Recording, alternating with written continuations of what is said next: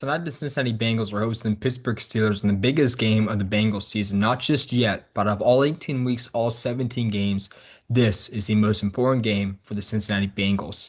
The reason being, well, with a win, they're going to go all in. And what does that mean? Well, they're going to keep their roster intact and they're going to really push to get that 10-win mark. With a loss, players like Trey Hendrickson, Joseph Asai, Cam Taylor-Britt, and even Logan Wilson will be on the trade block. I know the Bengals usually don't make midseason trades. I think they've made three midseason trades since 1970, including this year for Joe Flacco.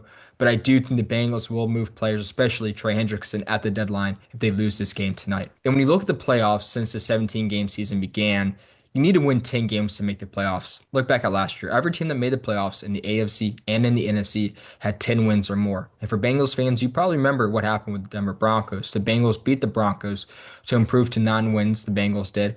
And then the Broncos had to lose Week 18 to Kansas City Chiefs for the Bengals to use that tiebreaker to jump the Broncos and make the playoffs. But the Broncos defeated Kansas City pretty handily, won 10 games, and made the playoffs. So for the Bengals to make the playoffs, this game is important for them to get that 10-win mark. When you look at the Bengals schedule, it's the second easiest strength of schedule remaining from week 7 and beyond in the NFL. The Bengals have games that are very winnable coming up after the Steelers game. They host the New York Jets, and then they host the Chicago Bears. After that, they go on a bye. After their bye week, they're at the Pittsburgh Steelers. They then host the Patriots. They're at Baltimore, and then they're at Buffalo. And here's the important date, December 14th. When Burrow had his surgery, the assumption was he will be out 3 months or 11 weeks of the NFL season, meaning that he will be activated and would be, in theory, healthy for the December 14th match against the Baltimore Ravens. And with Burrow healthy, the last 4 games of the season are very winnable for the Bengals. They host the Baltimore Ravens, then they're at the Dolphins, they host the Arizona Cardinals, and to wrap up the season, they host the Cleveland Browns. Meaning if they win tonight, they win the next two, they improve to 5-4. You gotta lose 4 wins with Joe Burrow. They're 9-4. They only have to win one game without Burrow remaining of at Pittsburgh, hosting the Patriots, at Baltimore, and at Buffalo, which is entirely possible for this Bengals team, especially when you have two of the best receivers in the game, in Jamar Chase and in T. Higgins. So now the question becomes, do the Bengals win the game tonight against the Pittsburgh Steelers? And if so, how do they do it? Well, they win this game by winning the fundamental battle. And that starts off on the defense and tackling. When you look at Aaron Rodgers, when you look at this Pittsburgh Steelers offense, what do they like to do? Get the ball out fast, get the ball out to their playmakers. Aaron Rodgers averages snap to pass 2.57 seconds. That is the second fastest release in the National Football League, only trailing Carson Wentz at 2.55 seconds. He has the fewest completed air yards in the National Football League. On average, every completion travels 3.2 air yards. They like to get the ball out to Metcalf, Jonnu Smith, Darnell Washington, and get a lot of yards after catch. So it's up to the Bengals to be able to wrap up and make tackles. Barrett Carter, Demetrius Knight, they're two rookie linebackers. They can get to players. They do it at a very effective rate. They did it against Green Bay. But what do they struggle with? Wrapping up and bringing the players down. So if Barrett Carter, if Demetrius Knight, Jordan Battle, Daxton Hill, DJ Turner, if they can rally to the football and make tackles, it's going to be a very long night for the Steelers passing attack, especially since Calvin Austin is missing his second straight week of the season. Calvin Austin, their second leading receiver, he takes the top off the defense, and without him, it's not going to allow the Bengals defense to play honest, meaning they can bring a bigger box down to begin every single play because they don't really need to worry about a deep ball threat, especially with such a liability of a receiving core outside of DK Metcalf. On the season, outside of DK Metcalf and Calvin Austin, the receivers are combining for 5 catches in totality through 5 games. Ben Skoranek has 3, Roman Wilson has 2. Neither one of them are true burners.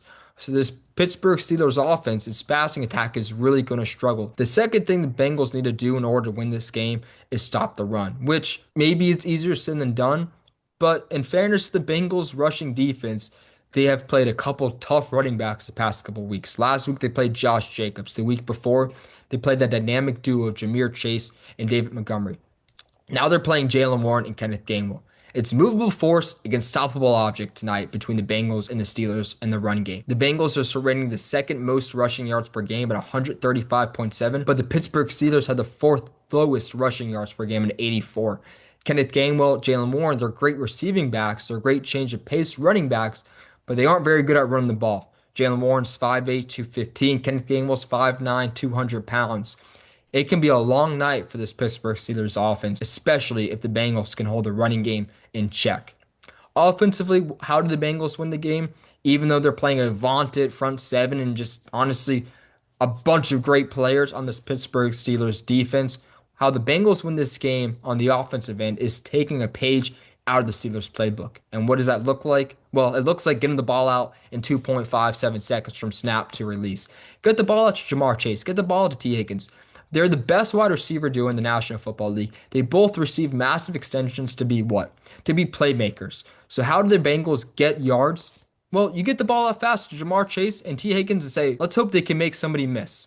Because against this front seven of Pittsburgh, who have 17 sacks in the past 3 games, have the second most sacks in the National Football League, and have Pro Bowl after Pro Bowler, including TJ Watt, Cameron Hayward, Keanu Benton, Alex Highsmith, Nick Herbig, Cole Holcomb, Patrick Queen. I'm sure I'm missing 8 other players on this front seven who can really get to the quarterback.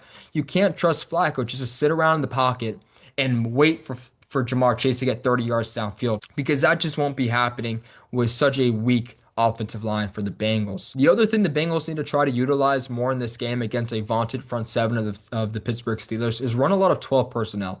Has 7 guys out there protecting Joe Flacco, plus a running back. And again, you have 2 of the best receivers in the game, Jamar and T. Higgins, and hope that they can beat Jalen Ramsey 1-on-1, Joey Porter Jr. 1-on-1. Great secondary for the Steelers, but the hope is if you just give Flacco enough time and get the ball out to the playmakers, you can win the game. All in all, this is going to be a very gritty, low-scoring, hard-nosed football game because the Pittsburgh Steelers have a very, very, very bad offense without Calvin Austin. And even with Calvin Austin, they don't really have a good wide receiver too, and they don't have a good run game. So it's going to be bad offense against bad defense when it comes to Pittsburgh's offense and the Cincinnati Bengals defense. And on the flip side, you're going to have great offense or great playmakers, I should say, against a great defense of the Pittsburgh Steelers.